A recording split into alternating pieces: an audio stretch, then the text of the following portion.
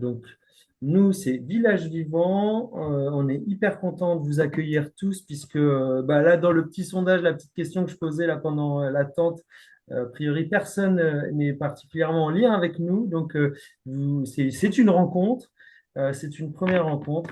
Et donc, cette coalition, ce sont des acteurs qui travaillent dans l'investissement, la finance solidaire. Donc, on lève des fonds auprès du grand public et on mène des actions en zone rurale.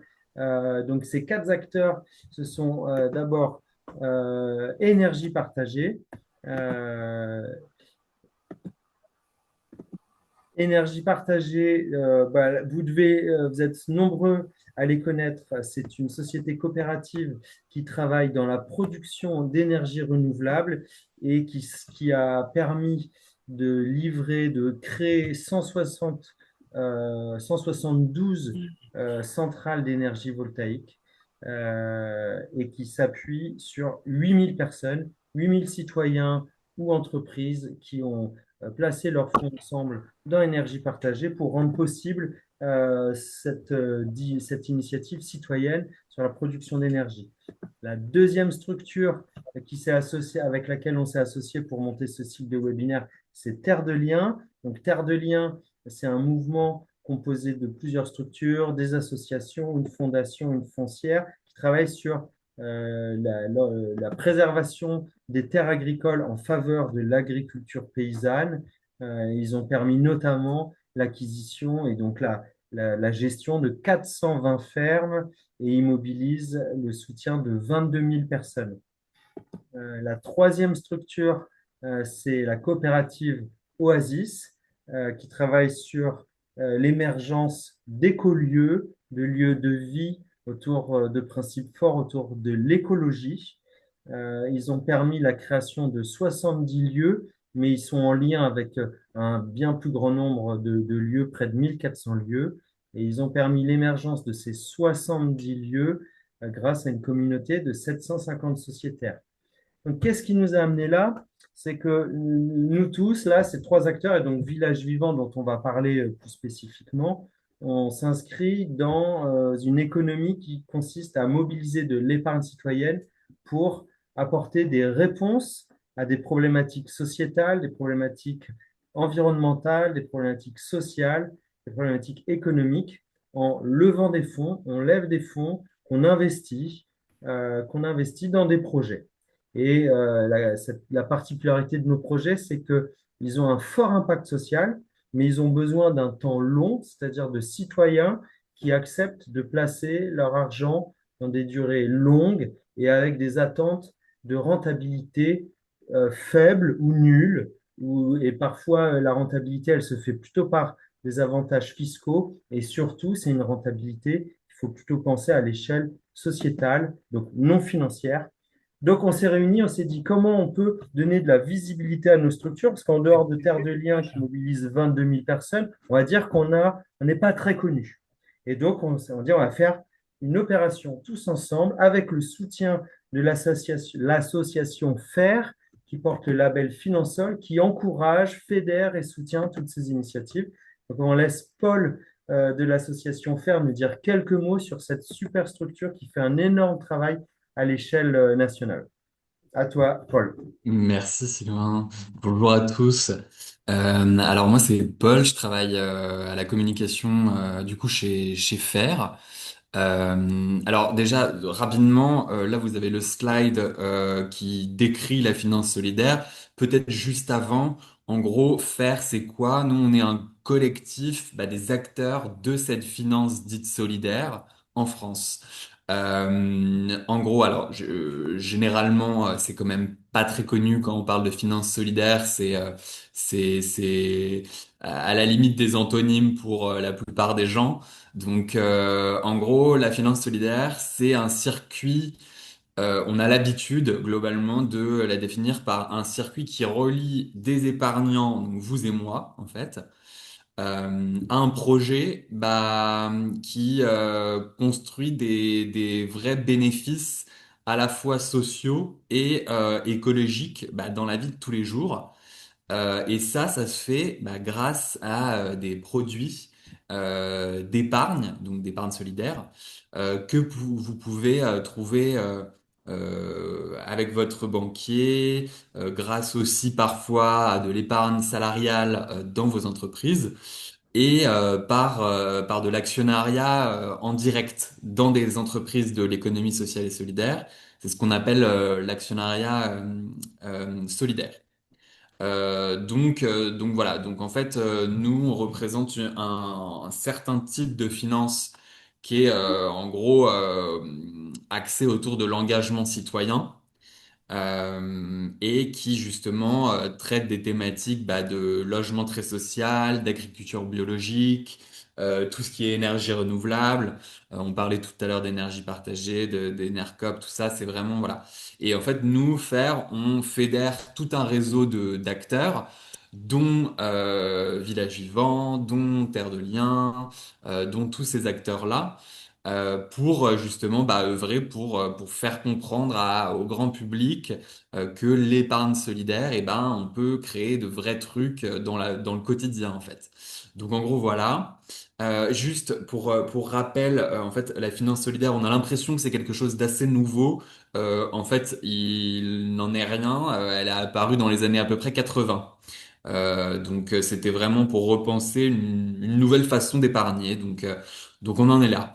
Très rapidement, si on passe au slide précédent, donc en gros, ce que je vous disais sur les produits d'épargne solidaire, vous avez votre banque, votre société d'assurance, votre entreprise si vous avez un plan d'épargne salariale et via l'actionnariat solidaire.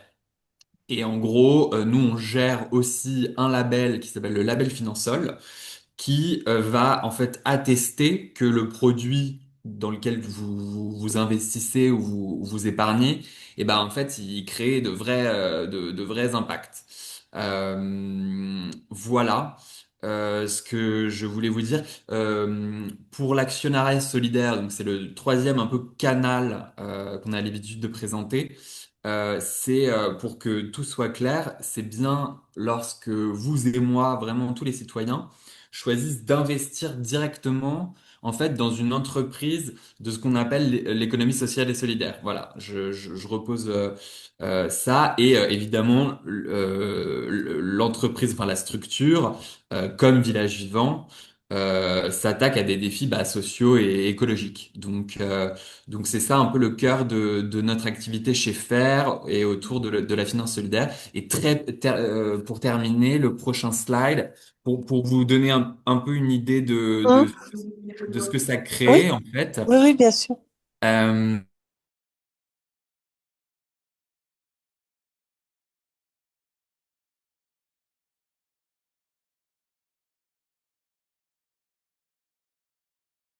Excusez-moi, l'intervenant a le Oui, microphone coupé. c'est le mauvais micro qui a été coupé. vous m'entendez? Oui, c'est bon. Oui, Ah, oui. mince, ça a coupé à partir de il y a longtemps ou non? Au La début de la slide, présentation. début de slide. Ah, d'accord. C'était juste pour vous mettre en avant les chiffres en fait de ce que ça correspondait, à quoi ça correspondait la finance solidaire, c'est-à-dire 21 000 emplois créés ou consolidés, plein d'hectares en fait d'agriculture biologique préservée. Voilà. Donc c'est vraiment concret et palpable dans la vie de tous les jours. Voilà ce que je pouvais vous dire sur la présentation de la finance solidaire. Et si vous avez des questions, bien sûr, on les traitera à la fin. Voilà. Super, merci beaucoup, Paul. Donc, on continue là, on va parler vraiment spécifiquement de Village Vivant et de la dynamisation des territoires ruraux. On en a pour 15-20 minutes de présentation pour vraiment laisser du temps aux échanges, hein, c'est souvent le plus riche. Pendant le temps de présentation, n'hésitez pas à poser des questions comme ça, vous les oubliez pas. Nous, on les voit dans le chat et éventuellement, on y répond euh, pendant cette présentation ou on les garde pour le temps d'échange. Donc, c'est parti. Donc, Village Vivant, ça part d'un constat, d'un problème que vous connaissez ou vous avez sûrement constaté, le problème des commerces des communes sans commerce. Donc ça, c'est vraiment le cas des petites communes de moins de 1000 habitants, moins de 2000 habitants. Il y a aussi la problématique sur les centres-bourgs ou les petites villes où on n'est pas dans le cas où il n'y a plus de commerce, mais où on va avoir vraiment un centre-ville euh, qui a tendance à se désertifier et avec des boutiques qui ont de plus en plus de mal à tenir et avec donc des bouts de rue qui sont dévitalisés. Tout ça, ça a énormément d'impact sur l'emploi. Bah, évidemment, du coup, c'est des boutiques qui ferment, c'est des emplois qui disparaissent. Les filières locales, il y a une boutique, un commerce, c'est souvent le bout d'une chaîne de valeur qui vient mobiliser différents acteurs économiques, des agriculteurs, des artisans et une diversité de métiers aussi également issus du tertiaire qui du coup disparaissent où la filière se fragilise et ça a beaucoup d'impact économique.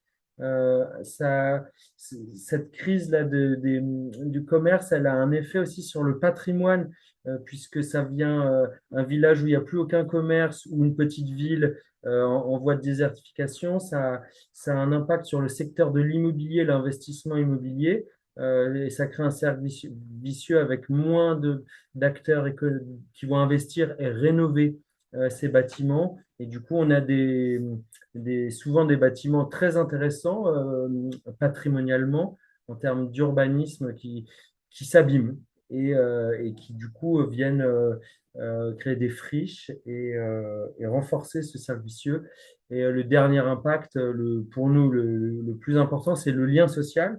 C'est des endroits où en fait on va prendre sa voiture, on va dire même sa bagnole et aller dans la zone d'activité et aller faire ses courses au supermarché, faire ses courses à la grande surface de vêtements, de surgelés, de que sais-je. Et on nous vend maintenant du lien social dans ces lieux, mais c'est très différent d'un parcours piéton, d'une après-midi en centre-ville où on va dans sa petite épicerie, dans sa boucherie. Je ne dis pas non plus qu'il faut plus aller au supermarché, mais c'est quand on n'a plus le choix et qu'il n'y a plus que cette option, ça va avoir un effet sur le lien social.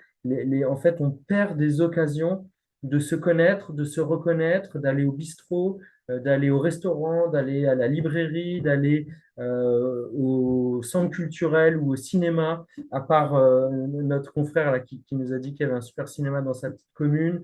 Voilà. Donc ça, c'est vraiment quelque chose qui nous a alertés, qui nous alarme. Je pense qu'on peut faire un lien avec la montée du Rassemblement national, même s'il n'y a pas vraiment d'études qui le confirment, mais quand même, il y a des corrélations qui sont faites entre montée du Rassemblement national et baisse des commerces de proximité, baisse des services publics et baisse ou faible activité associative. Un dernier élément de diagnostic et qui nous a interpellés, c'est le secteur de l'immobilier. Le secteur des locaux d'activité est peu régulé par des acteurs de l'économie sociale et solidaire. On a des solutions sur le logement, mais pas toujours en zone rurale, donc avec des acteurs comme Habitat Humanisme qui ont largement défriché le sujet. On a des collectivités locales qui parfois jouent ce rôle et ont de plus en plus de mal, et notamment sur l'aspect économique, puisqu'elles vont le faire pour des écoles, pour des crèches, pour des activités vraiment où il n'y a pas de modèle économique, mais des acteurs économiques, elles vont faiblement les soutenir. Bref, tout ça nous ont fait identifier un cocktail assez fumeux et je passe d'autres éléments de diagnostic.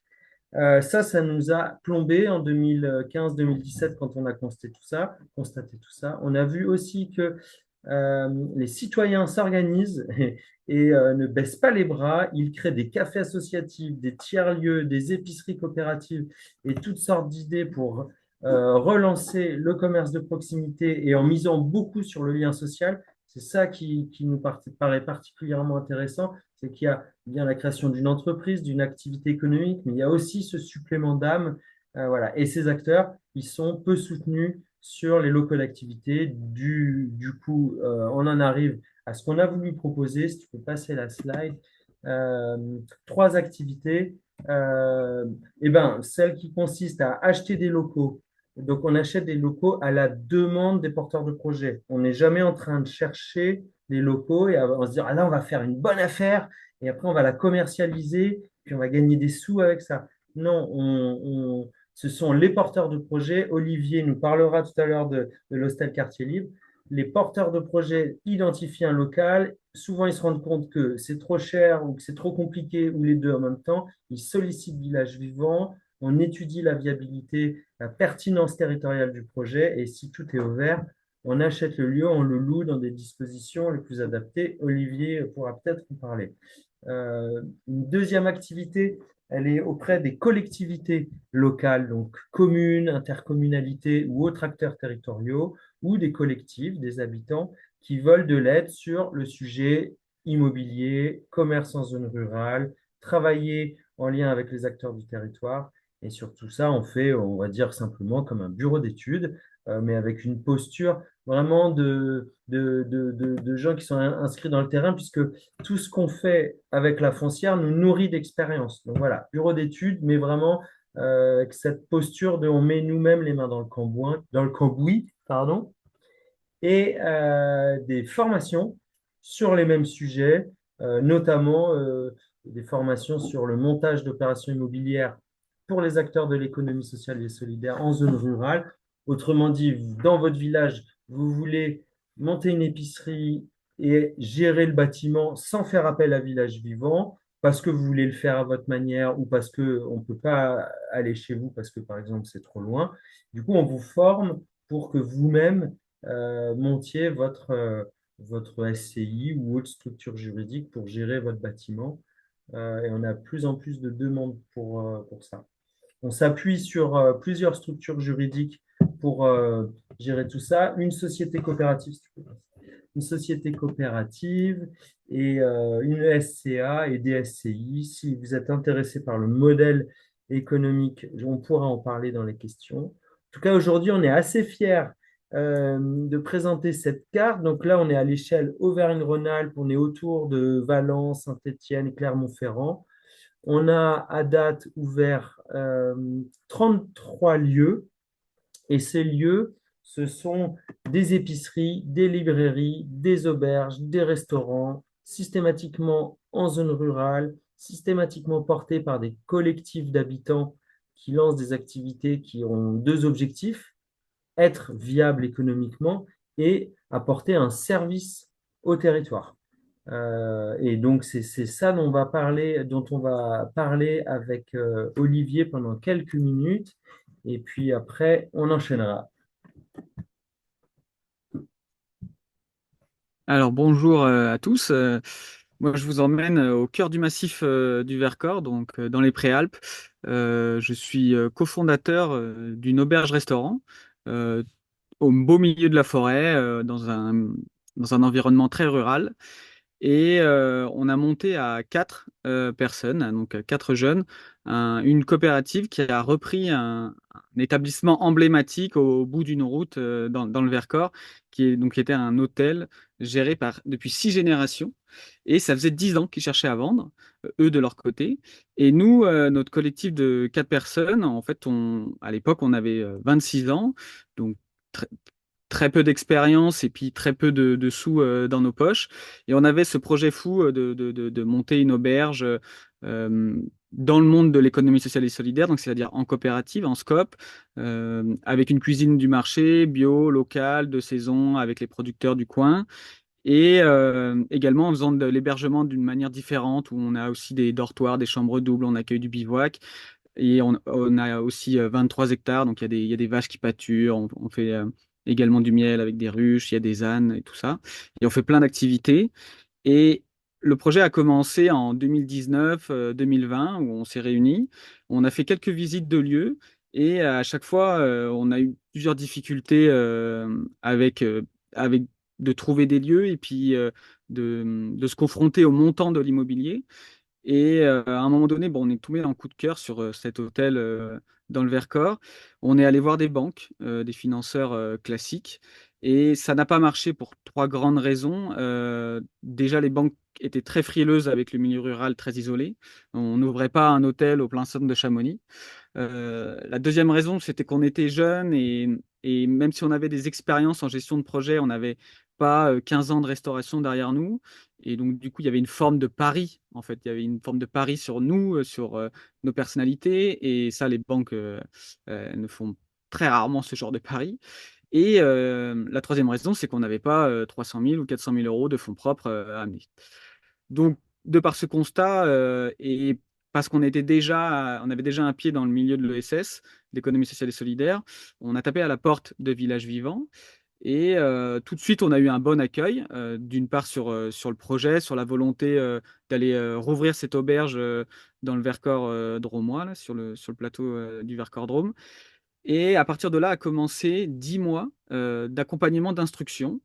Donc en fait, c'était 10 mois pour aller challenger notre projet, notamment sur la viabilité économique, sur nos producteurs, sur les travaux et la mise en conformité de l'établissement, sur beaucoup de points en profondeur. Et en fait, nous, ça a été incroyable cette instruction parce que ça nous a amené beaucoup de robustesse dans notre projet. Et en plus, ça nous a ouvert également d'autres portes dans le milieu de l'économie sociale et solidaire. On a eu toute une table de financeurs. Pour ceux qui connaissent, il y a la NEF, il y a l'Union régionale des SCOP, France Initiative, notamment de Drôme-Ardèche, la caisse ESS de la caisse d'épargne. On a aussi les Cigales. On a fait une levée de fonds de titres participatifs. Donc, ça nous a aussi euh, permis cette robustesse d'un point de vue économique. Et au bout de 10 mois d'instruction, on a acheté conjointement avec Village Vivant, eux, les biens, donc c'est-à-dire les 1700 mètres carrés de bâti, les 23 hectares de terrain, et nous, la SCOP Quartier Libre, le fonds de commerce. Et à partir de là, on a fait conjointement 6 mois de travaux que Village Vivant a financé. Donc c'était un peu une remise en conformité au niveau des normes et puis un peu de l'embellissement, entre guillemets, on va dire ça, de la mise à jour. Voilà. Et au bout de 6 mois, on a ouvert en juin 2022. Et depuis, bah, on est en plein développement de notre auberge coopérative. Maintenant, on est 8 à travailler à l'année, parce qu'on est ouvert 4 saisons. On est plus de 15 jusqu'à 20 l'été, parce qu'on est ouvert 6 jours sur 7, de fin avril à fin septembre.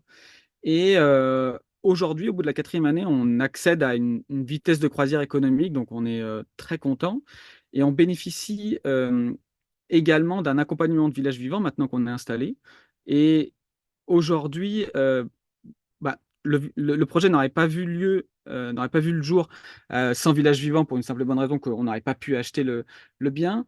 Mais nous, en tant que co-gérant de l'établissement, ça nous apporte une certaine forme de sérénité parce qu'on n'a pas d'épée Damoclès au-dessus de notre tête sur eh ben, en fait, on a un bail précaire, on a une date limite, on doit peut-être partir dans 5 ans, il faut renégocier. En fait, aujourd'hui, on est dans une relation de symbiose, entre guillemets, et pas classique bailleur-locataire, où en fait, on va dans le même sens. Et en plus d'aller dans le même sens, on travaille conjointement pour le développement de l'activité avec une seule idée en tête, c'est la pérennité et la bonne santé de l'activité. Et enfin, ça pour nous, en tant que porteur de projet, c'est juste incroyable. Euh, pour dire deux mots sur le fonctionnement du loyer, donc nous, on est locataire, la SCOP Quartier Libre de Village Vivant, on paye un loyer qui a été progressif, donc qui a permis un démarrage, on va dire, serein en termes de progression économique. Et l'établissement du montant du loyer est une opération complètement transparente. En fait, on est autour de la table. Il y a l'opération financière de l'achat, les travaux, et puis le tableau des amortissements. Et le loyer est défini de cette manière. Donc, il y a pas de méfiance. Il y a vraiment, on travaille ensemble pour la pérennité du projet économique qui est la SCOP Quartier Libre. Donc pour nous, c'est vraiment, en fait, c'est un terrain très fertile et très serein pour développer notre activité. Aujourd'hui, on en est très content et c'est assez génial parce qu'on commence à faire un petit écosystème. Nous, il y a une brasserie juste en bas dans la vallée qui a aussi été financée par Village Vivant. Et donc, on essaye de faire ce petit écosystème de, d'activités dans le réseau Village Vivant. Voilà, si vous avez d'autres questions, je pourrais y répondre euh, à la fin. Et en tout cas, je vous invite à venir nous rencontrer au col de la Machine sur le plateau du Vercors. Trop bien Olivier, merci pour ton témoignage. Et Olivier, depuis quelques mois, est également administrateur maintenant de la coopérative. Euh, Est-ce que il y a déjà quelques questions qui vous brûlent les lèvres? Euh, N'hésitez pas. Albert, j'ai l'impression que vous avez Oui. envie de poser une question. Oui, je voudrais savoir quel est approximativement, mais il est peut-être variable, le coût de l'accompagnement. Alors, super question. Le coût de l'accompagnement, en fait, il est intégré dans le loyer. Il est intégré dans le loyer. Donc, OK. nous, ce qu'on fait, c'est que quand on achète un bien immobilier, on le fait acheter par une SCI qu'on crée, dans lequel on investit les fonds qu'on a levés auprès des citoyens Mhm. et auprès d'acteurs institutionnels, et on facture 10% du montant de l'opération à cette SCI. Donc, c'est comme ça qu'on finance les équipes, puisqu'on est 17 salariés dans la coopérative avec trois personnes qui s'occupent de la détection, la sélection et l'accompagnement des porteurs de projets. Donc, c'est voilà, 10% d'ingénierie. C'est pas que pour l'accompagnement, mais c'est comme ça qu'on couvre l'accompagnement. Est-ce qu'il y a d'autres donc voilà, et la question, c'est intégré dans le loyer. Quelle OK, différence merci. entre village vivant et terre et humanisme? Je ne connais pas si bien Terre Humanisme, j'avais croisé un peu leur chemin, donc je suis désolé. Et si quelqu'un connaît bien Terre Humanisme et connaît déjà un peu Village Vivant, si quelqu'un veut se lancer, je, je m'appuie. Euh, je regarderai après, c'est mon collègue. Je réponds après, je vais faire ma petite enquête en 2 secondes et je vous réponds. On continue. Existe-t-il une carte? Oui, alors, on vous a présenté une carte, tu peux la remettre. Euh, voilà, donc cette carte qu'on vous présente, vous la retrouvez dans le rapport d'activité de Village Vivant 2024. On pourra l'envoyer à tous les participants. Et sur le site web, il y a un onglet qui s'appelle Les lieux. Et vous avez une cartographie, vous pouvez retrouver tous les lieux et pour chaque lieu, il y a une fiche qui précise le village, le nombre d'habitants, le nombre de salariés dans l'entreprise, l'activité et un peu d'éléments d'histoire de la rencontre. Allez, super. Merci déjà pour cette première vague de questions. Je vous propose qu'on enchaîne et pour aller vite vraiment sur le temps d'échange et que vous puissiez poser toutes vos questions. Florian, à toi. Donc, enchanté. Donc, moi, Florian, chargé de collecte de l'épargne citoyenne depuis moins d'un an maintenant chez Village Vivant. Et donc, je vais vous présenter un petit peu l'aspect financier de tout ça. Parce qu'évidemment, pour ouvrir tous ces merveilleux lieux, il faut pas mal d'argent. Et donc, alors pour ça, on utilise un slogan qui s'appelle Entrer, c'est ouvert et qui va regrouper un petit peu les 4 items qu'on vous a proposés, qu'on vous a présentés. C'est à la fois des activités ouvertes pour les habitants, Ça, c'est vraiment très important. C'est vraiment fondamental. On a actuellement 3 typologies de lieux. On va avoir évidemment des commerces de proximité, donc ça va être boulangerie, épicerie, qui représentent à peu près 40% de notre activité. Mais on va aussi avoir des lieux dits hybrides, donc ça va être des tiers-lieux. Alors, tiers-lieux de toute forme, de toute taille, etc.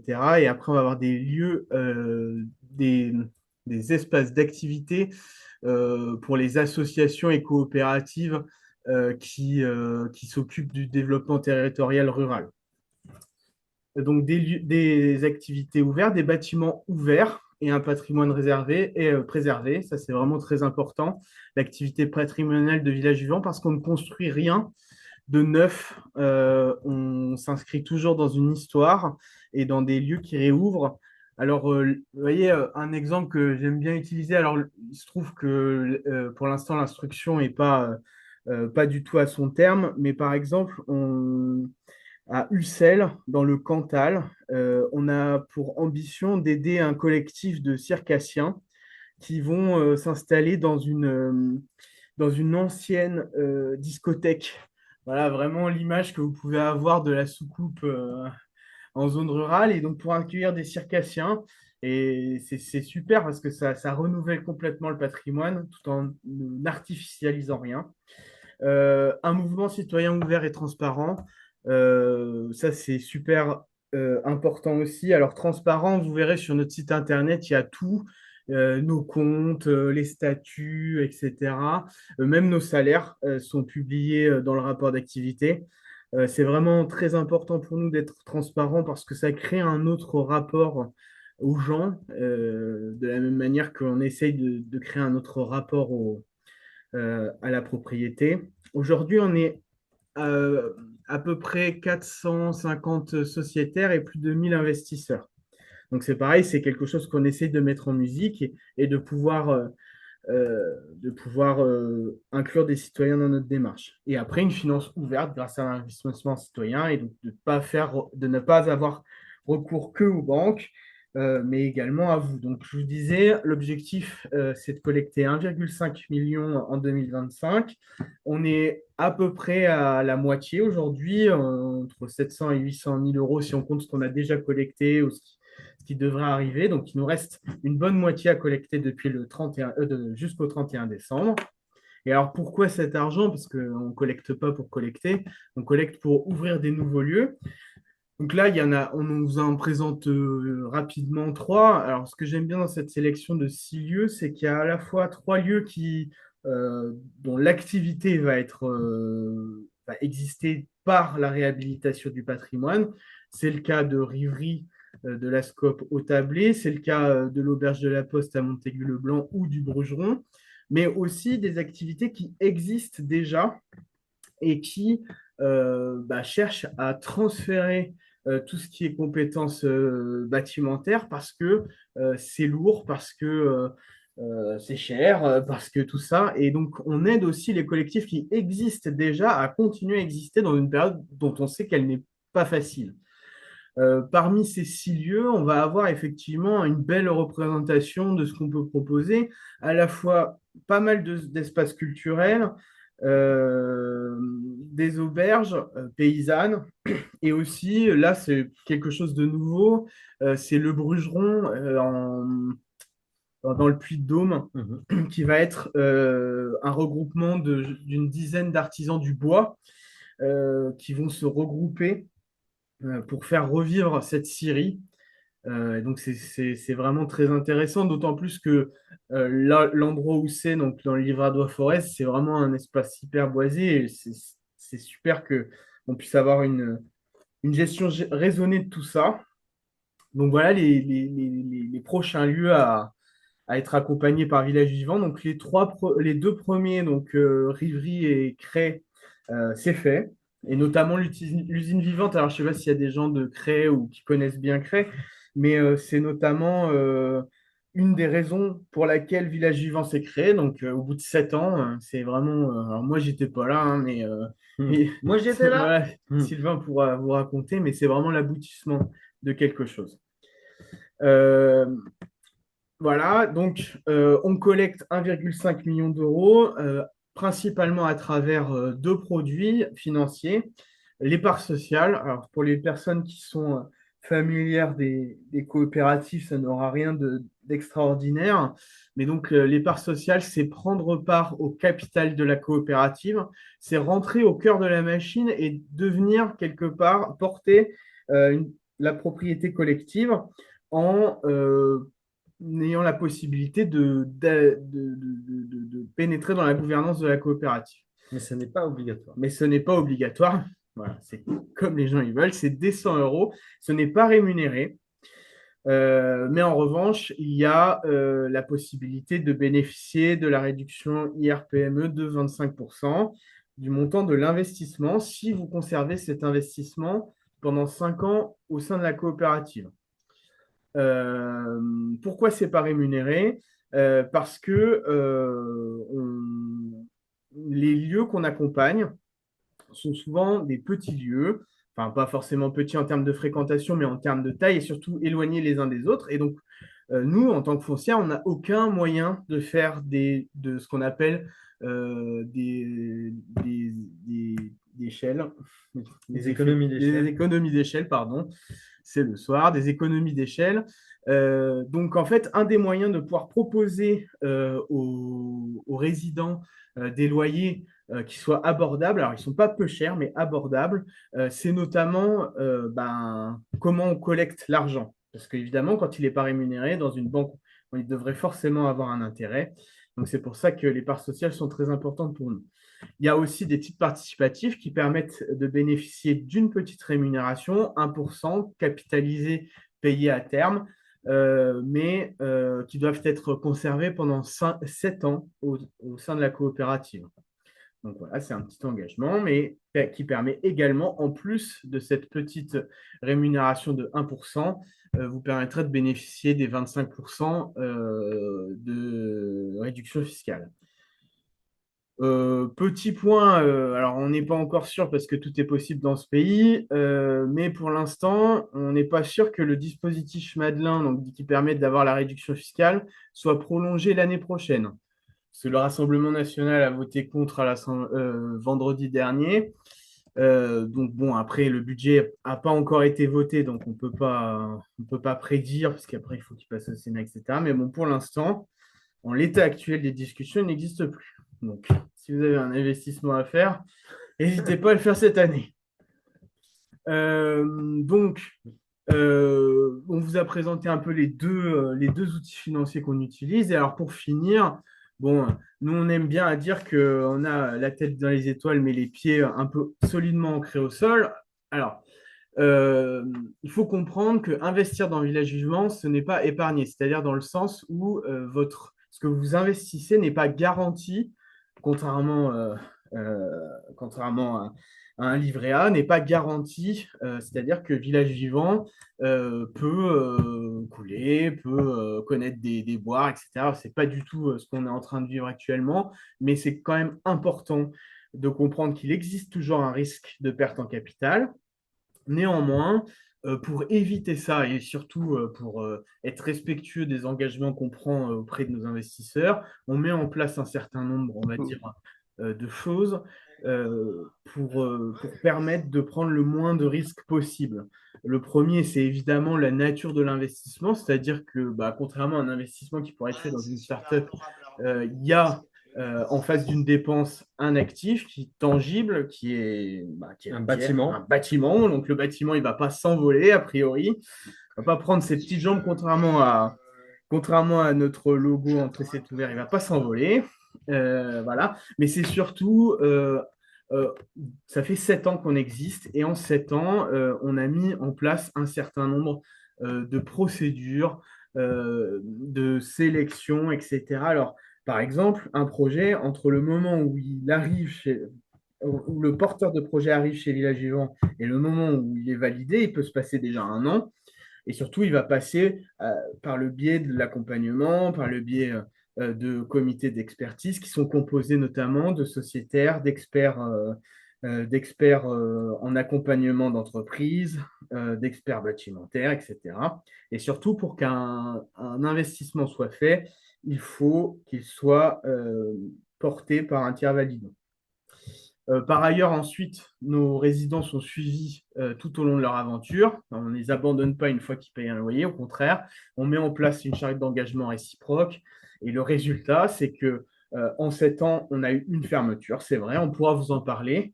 Mais bon, sur 33 lieux, une fermeture en 7 ans, c'est pas mal. Et surtout, on n'a aucun impayé sur les trois derniers mois et même plus largement sur l'année dernière. Non, jamais eu d'impayé. Voilà. Et en fait, ce qui montre aussi que quand on met de la confiance dans nos relations, et ben, ça a quelque chose de concret et ça crée quelque chose d'important. Et enfin, dernière chose, c'est que on met en réserve une partie de l'investissement que vous pouvez faire au sein de Village Vivant au cas où quelqu'un choisisse de retirer son investissement parce que on n'est pas là dans une mécanique de don. L'argent que vous placez, vous pouvez le récupérer à une date plus ou moins courte, entre 5 et 7 ans. Voilà pour moi. Et trop bien. Il y a déjà eu des questions. J'ai commencé à répondre dans le chat. continuez, n'hésitez pas à poser des questions dans le chat, on va y répondre.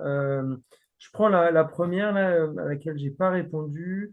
Donc, Dominique nous demande, est-ce qu'on intervient que dans le quart sud-est de la France? Donc, effectivement, sur la partie investissement foncier, c'est le quart sud-est. Et vraiment, pour savoir précisément si on intervient, c'est 2h30, 3 heures max de Crest dans la Drôme ou de Clermont-Ferrand dans le Puy-de-Dôme, puisqu'on a 3 collègues à Clermont et on est 14 à Crest. Et voilà, notre territoire d'intervention, il se définit par la proximité qu'on veut avoir, puisque ça ne nous intéresse pas d'aller acheter des bâtiments à l'autre bout de la France et de ne pas pouvoir les suivre, les accompagner ou simplement aller boire des canons avec nos super résidents porteurs de projets. Sur la partie accompagnement et formation, on élargit le périmètre puisque ça peut être partout en France. Et soit on va organiser la formation, on va se déplacer en Bretagne ou à Lille, comme on l'a déjà fait, ou alors on va se retrouver à Paris ou à Lyon, ou alors on va le faire en visio. Donc voilà, sur l'aspect formation, accompagnement, c'est beaucoup plus ouvert le territoire. Et donc, il y avait une question sur les Hauts-de-France. Donc, sur les Hauts-de-France, on ne va pas faire d'investissement immobilier. Par contre, on a déjà fait plusieurs fois des accompagnements dans ce territoire. Comment on mesure l'impact? Il y a une question de Nicolas. Merci beaucoup. Donc, on a recruté une collègue, Gaëlle Cozy, qui est arrivée en début d'année sur l'accompagnement des collectivités et la mesure d'impact, que chez nous, on appelle la musette, mesure de l'utilité sociale, environnementale, territoriale et écologique. Donc, parce qu'on voulait dépasser l'approche basique, néanmoins intéressante, mais basique, disons-le, de mesurer le nombre d'emplois, le nombre d'événements, le nombre d'habitants qui fréquentent le lieu. Ça nous dit déjà des choses, mais ça ne nous dit pas toute la finesse, ça ne nous révèle pas toute la finesse des rencontres qui peuvent avoir lieu, des nouveaux projets qui peuvent émerger, de l'impact sur la confiance en soi et l'inverse, comment ça peut enrayer le sentiment de déclassement. Donc, c'est assez complexe ce qu'on veut élaborer. Donc, on est plutôt dans une approche qualitative et d'aller passer du temps sur les lieux. Et là, on a un groupe d'étudiants qui va démarrer, des étudiants de l'Université Lyon 2, qui vont aller discuter avec les usagers des lieux. Et donc, on va publier l'année prochaine des choses assez documentées. Est-ce que les bâtiments sont rachetés par les porteurs de projets à moyen terme une fois le projet solide? De Christine Champagne, merci beaucoup. N'hésitez pas, je lis les questions, mais n'hésitez pas à lever la main, qu'on vous entende de vive voix aussi. Super question. Donc, les bâtiments peuvent être achetés.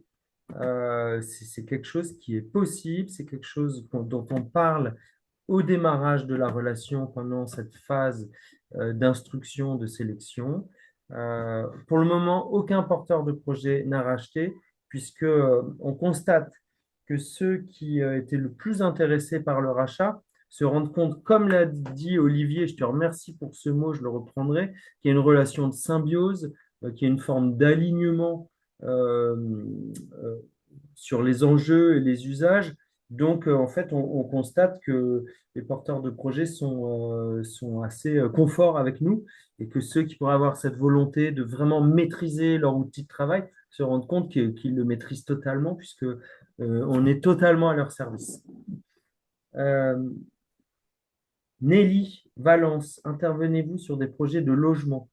Alors, on va faire du logement si c'est dans les étages d'un lieu, d'un local d'activité, au rez-de-chaussée par exemple. Donc, je peux vous donner 2 exemples. À Luc-en-Diois, on a ouvert l'épicerie La Mille Pas, on a dû acheter un bâtiment avec 3 niveaux. Rez-de-chaussée, premier étage, commerce et tertiaire. Second étage, on fait un appartement dans le Cantal à Ruine-en-Margeride.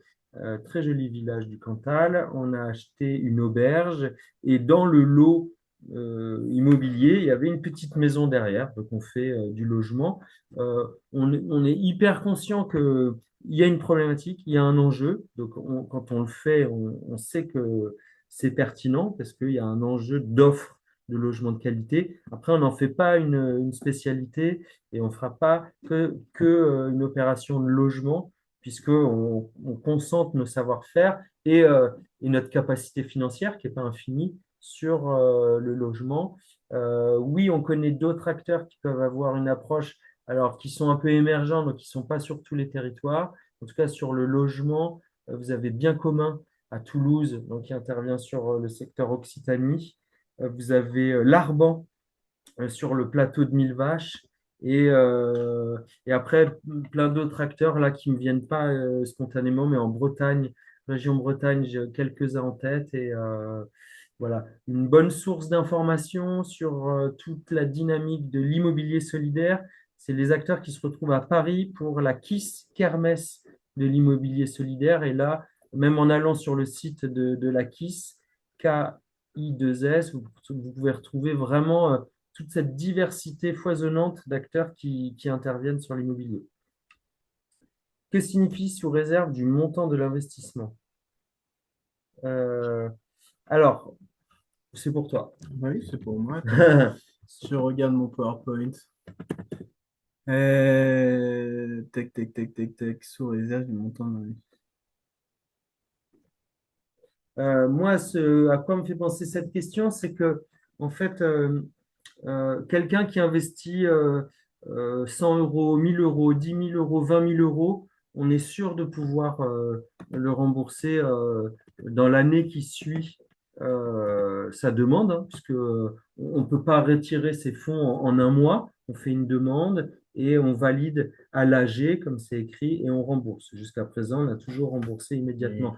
Quelqu'un qui investit 100 000 euros, 200 000 euros, 300 000 euros, et on en parle toujours pour des personnes qui investissent des gros montants, voilà, disons à partir de 100 000 euros. On en a quelques-uns.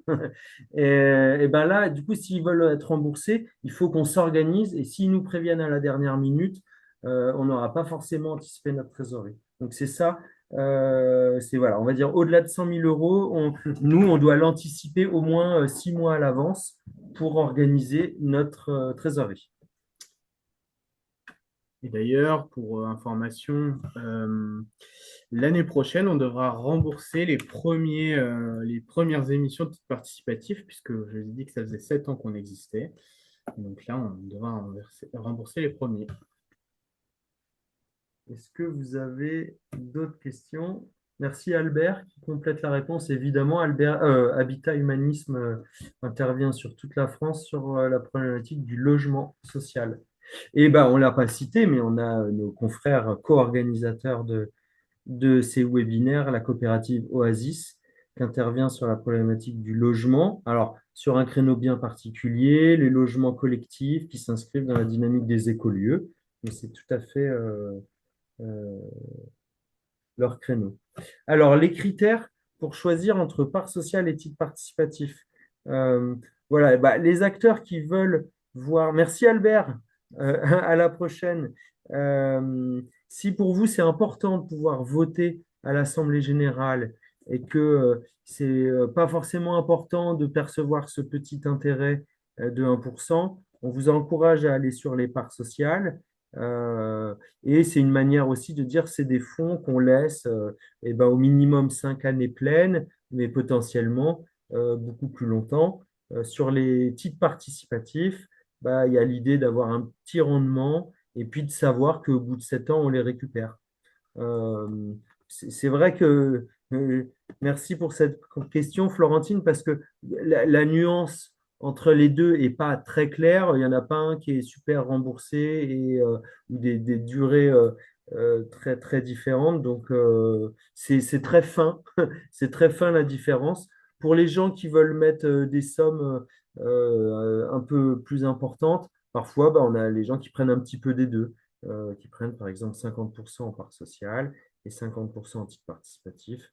Voilà. Nous, de notre point de vue, mais ce n'est qu'un partage, on vous encourage à aller vers les parts sociales. On vous encourage aussi à ne pas investir plus que 10% de votre patrimoine pour diversifier et un peu chez Village Vivant, un peu chez les confrères co-organisateurs, éventuellement chez Belleville et autres. Euh, 5 ans chez Vivi ou 7 ans pour Oasis, quelle différence? Alors, vous voyez la question, une question sur la durée de conservation souhaitée. Euh, Nous, la lecture du dispositif IR-PME nous dit qu'il faut, pour bénéficier de l'avantage fiscal, pour que vous puissiez en bénéficier, il faut que vous déteniez pendant 5 années pleines. Euh, donc, déjà, ça nous amène à on peut rembourser que la 6e année. Est-ce que Oasis, c'est une manière d'intégrer le délai de demande à l'AG, d'être sûr? Donc, vous gardez 6 ans, vous faites la demande à l'Assemblée générale. En tout cas, on est sur le même dispositif. Donc, peut-être qu'on a une interprétation et une mise en application un petit peu différente des textes juridiques, mais c'est bien le même dispositif. Ouais. Et même si on doit être encore plus précis, on peut dire que notamment, il est possible de retirer au bout de 3 ans si vous le remettez dans une structure qui est elle-même ESUS. Voilà. Mais bon, ça, on ne le précise pas. Ça complexifie. Voilà, c'est complexifier les choses. Et puis aussi parce que il a besoin l'investissement a besoin de rester un temps assez important dans la structure pour pouvoir fructifier. Est-ce que vous avez d'autres questions?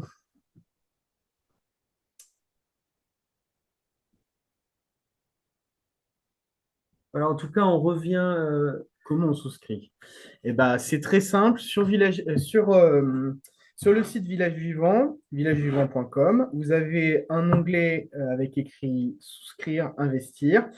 Vous cliquez dessus et ça va vous amener sur CoopUp. CoopUp, c'est une coopérative belge, pas suisse, belge qui sert de coffre-fort pour les parts sociales et les titres participatifs. Et donc, sur cette plateforme-là, vous pourrez choisir entre parts sociales, titres participatifs, mettre le montant que vous souhaitez et payer directement sur cette plateforme. Et c'est aussi sur cette plateforme-là qu'on vous enverra les différentes attestations fiscales, etc., pour pouvoir justifier du dispositif IRPM. Si vous n'aimez pas du tout le numérique, que vous êtes complètement réfractaire, on peut aussi passer par formulaire papier, c'est possible. Et pour ça, il suffira de m'écrire. Comme ça, je vous enverrai tout ça, soit par la poste, soit par mail. Je vous encourage à écrire à Florian ou à moi pour prolonger les échanges. Je vous encourage également sur notre site, télécharger le rapport d'activité. On vous mettra, je pense.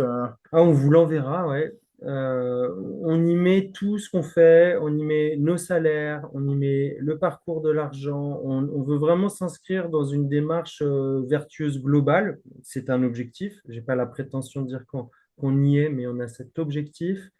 Et vraiment, dans cet endroit, c'est un document, c'est pas un document de com, c'est un document officiel. Il est validé par le CAC, il est présenté à l'Assemblée générale et on y voit tous les lieux qu'on a ouverts, toutes les formations qu'on a réalisées. Voilà. Et c'est grâce à ces fonds, les fonds qui viennent des citoyens, on a dit à 1000 personnes, les fonds qui viennent de quelques acteurs institutionnels, l'État, la Caisse des dépôts, le Crédit coopératif, la Banque populaire, la Caisse d'épargne, le Crédit mutuel et des fonds d'épargne salariale solidaire qui font partie du réseau FAIR, Finansol, qui est ici, on arrive à ouvrir ces lieux. Et chaque année, on veut ouvrir des nouveaux lieux, 8 à 10 nouveaux lieux. On vous a présenté l'usine vivante et différents lieux. Et c'est grâce à tous nos efforts, vos efforts, mais nous-mêmes, hein, moi-même, j'ai pris des parts sociales et j'essaie d'en prendre chaque année, qu'on arrive à déployer cette solution. Je vous invite aussi à aller visiter les lieux, aller manger un bout ou consommer. D'ailleurs, est-ce qu'il y a des gens dans la salle qui sont déjà allés voir un de nos lieux? Si vous voulez répondre dans le chat ou si cette visio vous encourage peut-être sur le parcours de vos vacances à aller, voilà, c'est super intéressant. Oui, faire un voyage spécial initiative. Eh ben oui. Magali Reynaud, vous êtes allé à la folle aventure Est-ce que vous pouvez nous dire un mot et puis comme ça, on s'approchera du mot de conclusion? Et juste avant le mot de conclusion, je vais aussi lancer un autre sondage, celui-ci sur votre volonté d'investir au sein de Village Vivant. Oui, c'est Magali. La Folle Aventure, c'est une librairie associative qui a été réinstallée dans une ancienne pharmacie. Et c'est un lieu sympa parce qu'en fait, on y organise aussi des expositions, des petits concerts. C'est un lieu qui est très dynamique. Excellent. Vous, Magali, vous connaissez Village Vivant? Ah ben, ouais, effectivement, j'ai connu Village Vivant par cette association. Et puis, en fait, je crois que vous êtes dans un autre projet à Trévoux, l'Exprimerie Oui. aussi. Oui, Et je participe au chantier, je fais des chantiers participatifs avec l'Exprimerie, pour réhabiliter le lieu. Voilà. excellent. Excellent. Et ben pour partager à tous les personnes qui sont inscrites à la visio, la Folle Aventure, c'est le premier projet de Village Vivant.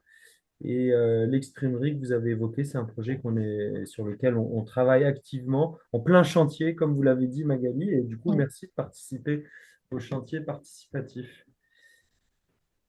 Cécile habite à côté de Rivry. Est-ce que vous avez identifié le bâtiment sur la place du village, l'ancienne auberge-restaurant qui est à reprendre? Est-ce que vous connaissez ce bâtiment? Oui, pardon, il fallait que je branche mon micro. Non, c'est à une quinzaine de kilomètres de chez moi, donc j'y passe pas forcément tous les jours, mais si vous dites que ça a ouvert il y a pas très longtemps, j'irai faire un coucou. Non, alors, ça n'a pas ouvert. On est en train de Ah, racheter le bâtiment. ah, c'est en train de se faire, ok. Ouais, c'est en pleine discussion avec la mairie, plein d'acteurs du territoire et deux habitantes de Rivry et enfin une habitante de Rivry et d'un village à côté. Ouais. Voilà. Il y a une question sur l'essaimage. Euh, on ne souhaite pas essaimer partout. On souhaite, en fait, je vais être précis, on souhaite essaimer partout, mais pas que ce soit porté par Village Vivant. Donc nous, on reste sur le périmètre que j'ai présenté et on va accompagner d'autres structures, d'autres acteurs pour faire des mini villages vivants ou des maxi villages vivants qui s'appelleront avec des noms différents, mais qui pourront venir s'appuyer sur nos connaissances, nos savoir-faire et nos outils. Donc ça, c'est vraiment la stratégie qu'on veut déployer parce qu'on est très sollicité aux quatre coins de la France et que c'est pas très agréable de dire bah non, désolé, et puis vous pouvez vous tourner vers, et puis il n'y a pas forcément de réponse. Donc la stratégie du moment, c'est ça. Mais Euh, par ailleurs, dans le Gers, on vient de racheter un lieu qui existe depuis déjà super longtemps, le bouche-oreille. à Simort. Donc, je sais pas, c'est peut-être l'autre côté du Gers, hein, c'est possible. Mais en tout cas, si vous avez l'occasion d'y aller, c'est super. Ils font notamment une AMAP culturelle, qui est quand même un dispositif assez intéressant. Pour pas trop déborder et puis éviter là le truc où tout le monde part et puis ça finit en nœud de boudin, je vais demander à nos différents intervenants, Olivier, Paul, si vous voulez dire un petit mot pour la suite de conclusion. Je demanderai à tous les trois et puis je ferai de même avec un tout petit mot de remerciement. Olivier, est-ce que tu veux nous dire un mot? Eh bien, merci en tout cas pour la présentation. Et moi, ce que je peux dire, c'est que euh, moi, en tant que porteur de projet dans un collectif, en fait, on a besoin de tout le monde pour monter un projet et que sans épargne citoyenne, sans village vivant, sans tous les acteurs de l'ESS, en fait, nos lieux n'ouvrent pas, tout simplement. Et moi, en tant que citoyen, je suis assez inquiet en fait du monde dans lequel on vit aujourd'hui et on se dirige et on a besoin de faire cette cohésion, on a besoin de cette résilience, on a besoin d'être plus robuste. Et c'est sûr que notre épargne a un rôle à jouer dans justement ce renfort de cette robustesse. Et du coup, je trouve ça très chouette que des acteurs comme Énergie Partagée, FAIRE, Village Vivant, Terre de Liens et Oasis existent en tout cas. Donc, merci à vous. Merci Olivier. Paul, Oui, je peux peut-être dire un mot aussi de conclusion. À tout le monde, là du coup, vous avez eu la chance de voir un petit peu tout, tout ce qui découle en fait de cette envie justement d'épargner autrement, d'épargner de façon un peu plus consciente de tous les enjeux sociaux qu'on peut voir à travers tous les villages, toutes les petites villes en France. C'est important de savoir qu'il y a d'autres façons d'agir par votre investissement et comme Sylvain l'a montré, en fait, finalement, c'est un peu à la portée de tous, plus ou moins. Donc c'est toujours rassurant, je trouve, de savoir que on peut, voilà, on peut agir avec peu. Et on voit bien que ça a créé des vraies choses dans le quotidien de tout le monde. Donc c'est chouette de faire partie d'un collectif comme ça. Voilà. Merci beaucoup, Paul. Flo, Oui, eh bien, on est dans la semaine de la finance solidaire, donc effectivement, si vous pouvez transformer le monde un petit peu avec votre argent, c'est super, mais tous les moyens sont bons, que ce soit en allant visiter les lieux, en allant en parler autour de vous, en allant créer autour de vous. On a besoin de ces alternatives. On a besoin aussi d'accompagner 4 à 8 lieux par an. Donc, si vous souhaitez en monter dans la région Auvergne-Rhône-Alpes et autour, on vous aidera. Et vraiment, c'est une belle initiative. eh ben, un dernier mot pour vous remercier tous les participants, les speakers et tous les auditeurs, en particulier à Christine Champagne au Québec, qui s'intéresse à Village Vivant. N'hésitez pas, on a déjà eu des échanges avec des groupes de chercheurs québécois sur la dynamisation des territoires ruraux. Et vous, partout en France, qui avez participé à la visio, puisqu'on a vu le sondage sur la présence, on avait vraiment un panel national très intéressant. Voilà, la semaine des finances solidaires, c'est un moment pour faire rayonner, donner du sens à son épargne, aller challenger vos banques pour leur demander qu'est-ce qu'ils font avec votre argent.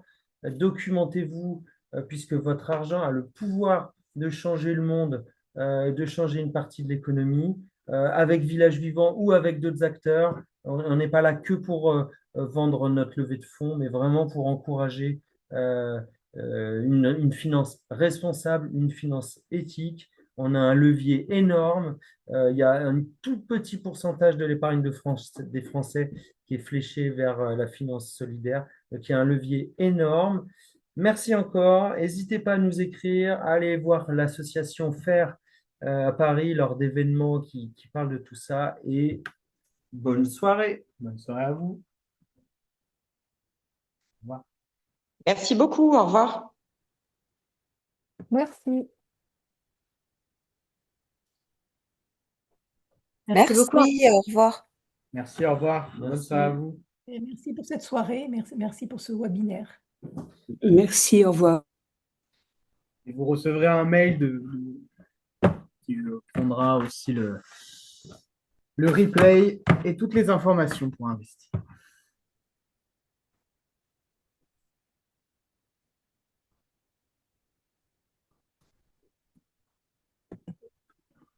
Là, il y en a combien à la fin?